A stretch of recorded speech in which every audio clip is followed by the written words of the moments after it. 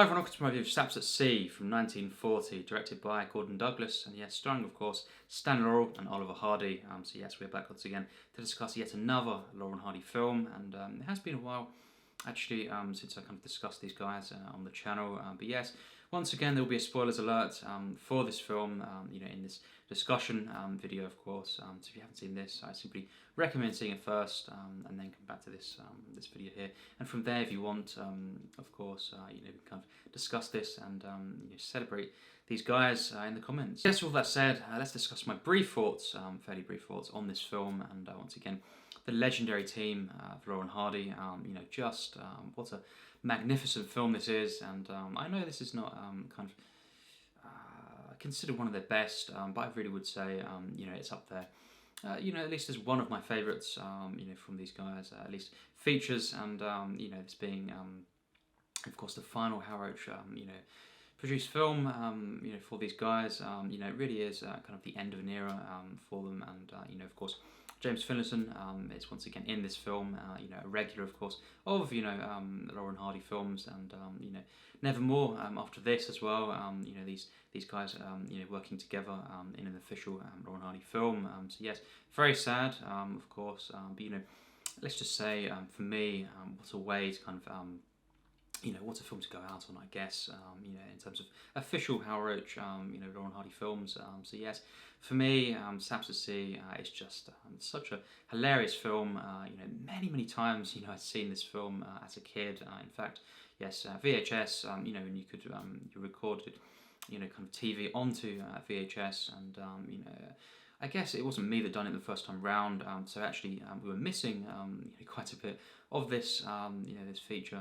In fact, roughly, once I got on the boat, is when my first kind of experience of seeing this was. So I saw really the second half of this film, because of course, being Saps at Sea, you'd think this is mostly kind of at sea on the boats and stuff, but of course, the first kind of half of this, it's this epic kind of build-up, and it's a completely different location. But I'd never really seen this for quite a while until it was recorded again onto another kind of blank VHS, and then eventually getting the DVD, of course, behind me, and yes, just watching this entirely, and that was great, of course. But yes, this film I'd seen this so many times. In fact, one of my most watched really films, I guess, in general, but certainly Laurel and Hardy films. This is just right up there with my, among my favourites, you could say. And it's not their absolute greatest, but it is one of their funniest films for me, and just an epic, kind of feature film that ties all these things together at the end. And we have this, of course, the first kind of scenes being the horn factory, and kind of a comment, of course, on the workplace and factories, and just hilarious stuff there. Of course, someone being taken out because he's been driven insane, by the actual, you could say, the conditions, and just the workload, and the noise and all this kind of stuff. And of course, Hardy himself, being someone in this film who, the character, yes, basically, suffers from this condition, and he goes insane every time he hears horns after a certain point, and related to this workplace environment. And from there we have different scenes, in the apartments, and just them trying to do different things, and all going wrong, of course. And we have scenes where basically they trash the place again, as per usual in many of these Laurel and Hardy films. But yes, eventually, he gets told, him and Stan to kind of go, basically to get sea air, and to kind of relax, and to kind of find a boat, and basically, of course, that leads to the second half of the film, and we have this whole kind of idea that Stan, of course, comes up with, basically saying we can kind of stay docked, and be in the boat, and get the sea air in a sense, and not actually leave the dock, the docks, and kind of going off on the boat. But of course, we have Richard Cramer playing Nick Granger, and this kind of escaped murderer, of course, and he comes into it as well in the second half, and he's in the papers and all this kind of stuff, and the police have been searching for him, and he does stumble onto Laurel and Hardy's boat at night, and basically kind of cutting the rope, and the goat, of course, as well, Narcissus, kind of being left behind, and basically the boat goes off into the night, and when, of course, the two wake up, they're at sea, and the initial reactions, from them both, it's hilarious, especially, of course,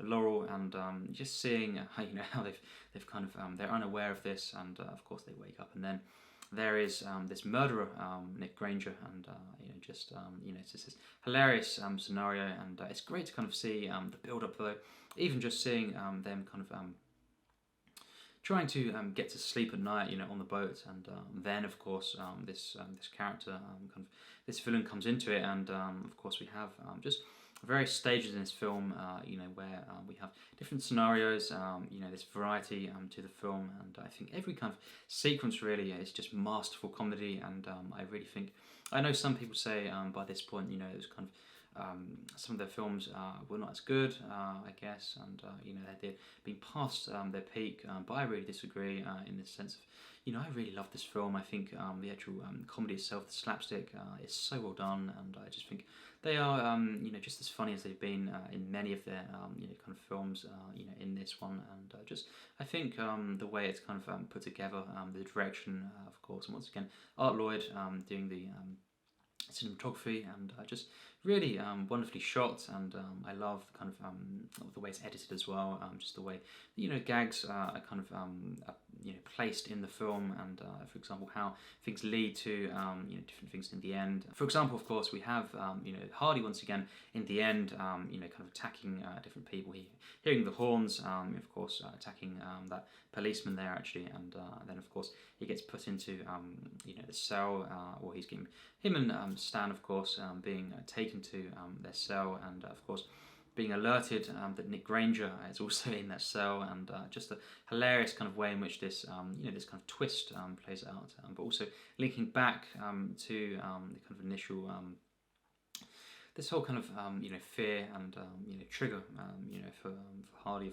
of horns, and this linking back to that initial kind of factory sequence, and from there we have different moments where this reoccurs. I just love the way that it culminates, and we have that final really that final line, one of their famous kind of lines, here's another nice mess, so and so, of course, and just always appearing in many of their films, these particular kind of lines, they're trademarks, of course, and it's really hilarious moment. But then, of course, there is that kind of sadness I feel, knowing, of course, this was the final Hal Roach, Laurel and Hardy film, and it's really, really sad, very touching, but I think personally this film is masterful, and I just love, of course, as I say, the build up to this this kind of boat sequence, but then of course we have Nick Granger coming into this, and of course Nick Jr. as well, being his actual gun, and I love how Laurel kind of refers to when, of course, recounting the actual the scenario here, how when he's talking to, of course, the police, how he kind of refers to Nick Jr. as this actual character, when it's actually the gun, and that is just hilarious, of course. But this film, is kind of fantastical, of course, and you could say, Hardy is like this superhero, of course, at times when he kind of he hears these horns. Of course, he goes insane. He is uncontrollable, with rage and stuff. But you could say he gains this kind of strength, speed, and just this kind of power that he did not have, of course, before he heard these horns. So whenever he kind of hears this, he gets the upper hand, on Nick, and then of course when Stan can't play the horns anymore, he's tired out. Once again, Nick fights back, and he kind of this kind of power shift, the way it's done, is really tense, of course, but so hilarious, in the way it's kind of done as well. Of course, once again, the chemistry between these guys, Laurel and Hardy, just so charming, so kind of comforting to see these kind of this team, of course, once again, you could say in their prime, at least it's not, it's not my favourite from them. It's one of their best to me, and I just love the scenes as well when they're trying to get to sleep, as I say, and the goat is, of course, jumping into the bed, and just the way in which Laurel is kind of top and tailing, you could say, with Hardy, and just his feet going on and closing his mouth, all these moments, just hilarious laugh out loud moments. Once again, when Laurel and Hardy, they're at their best. I think just some of the actual the absolute funniest stuff in cinema history, really, and just their acting, of course, the actual scenarios, and just the timing.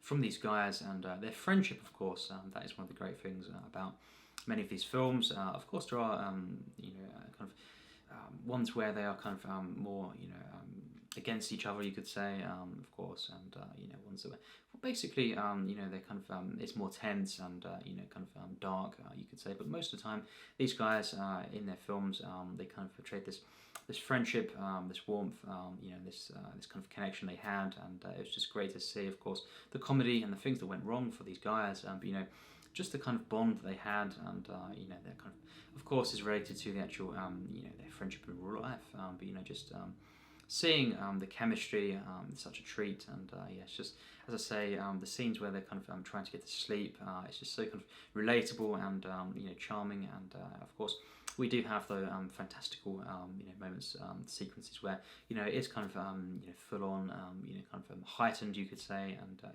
it works perfectly, really, for me, and I think. Just every single act of this film, has this at least this massive, kind of set piece that is just hilarious and, of course, explosive, and it really is this kind of epic feature film that they made. And I think as well, just before the boat sequences, when they kind of Hardy falls out of the window there and onto the street, it's just hilarious stuff, and there's so many moments I'm just constantly laughing at when watching this film. This just literally every single minute or so, it's just hilarious and non-stop, of course, but not to the point where it's kind of it takes away from the actual narrative, and the investment of this kind of fantastical wacky plot. We have this of course this whole kind of plot of horns playing into this, and how Hardy becomes insane whenever he hears this, and it kind of has this believability at the same time as being kind of wacky and fantastical, and I just love the kind of the blend here.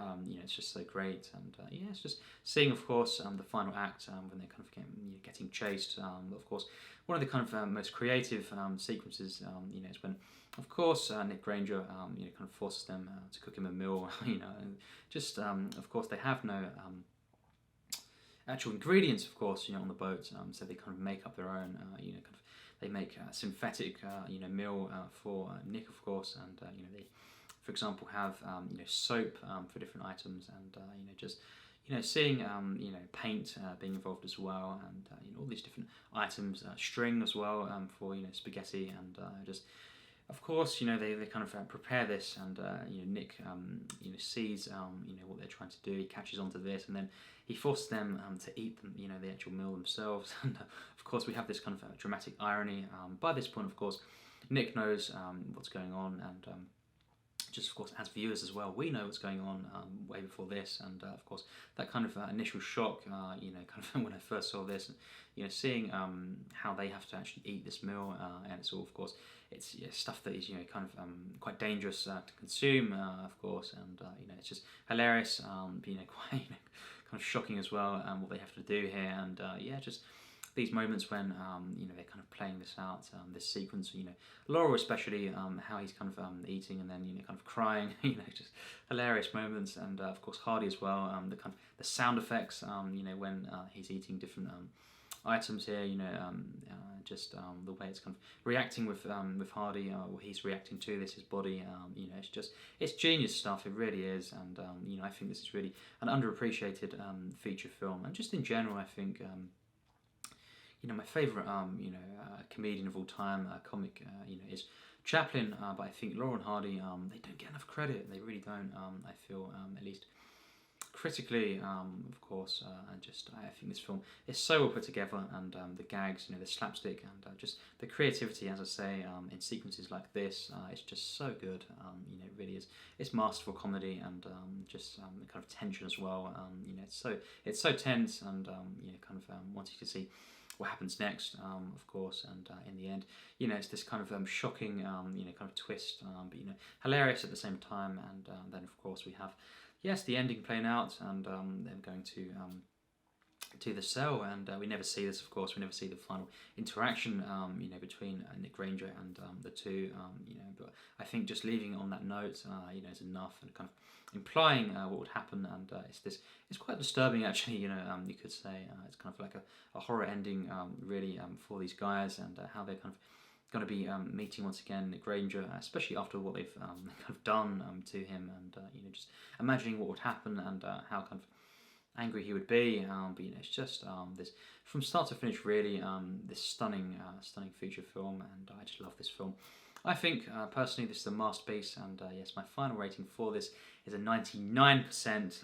Yes, I think this is very much an underappreciated kind of work from these guys, and I think being the final kind of Hal Roach film, of course, Ron Hardy film, I think it really is very touching as well.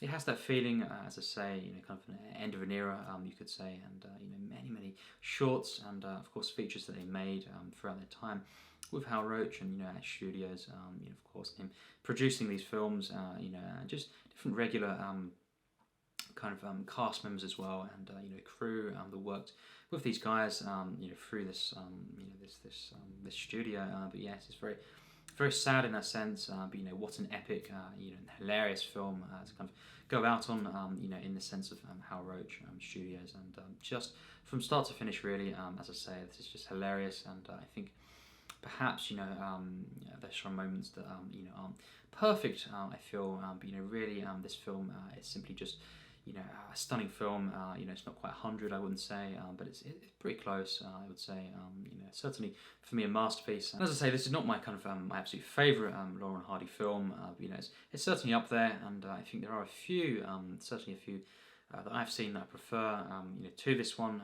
But it's up there with some of my favourites. Of course, Laurel and Hardy just being some of my absolute favourite kind of comics, cinema history, and I think, for example, Sons of the Deserts, Way Out West, they are examples of films that I think are even better, and go to, much greater heights than this film, but that's their absolute greatest films for me, and I think there are a few that I prefer to this. This is one of their best for me, and just one of their funniest, most charming, and kind of just peaceful moments in this. As I say, for example, when they're kind of trying to sleep, and we have the whole kind of scenario with, of course, the goat, Narcissus, and you're just seeing that, and how that plays out.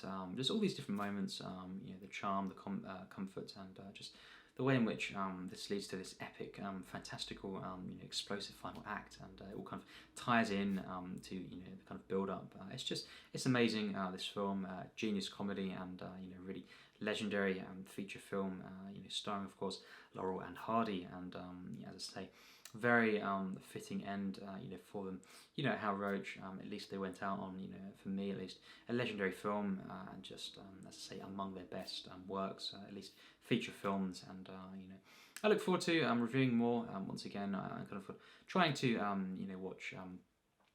Not watch more, I guess, because I always, as I say, I regularly rewatch Laurel and Hardy films, shorts especially, but I want to kind of amp up, I guess, over time, the actual reviewing these films, and just discussions on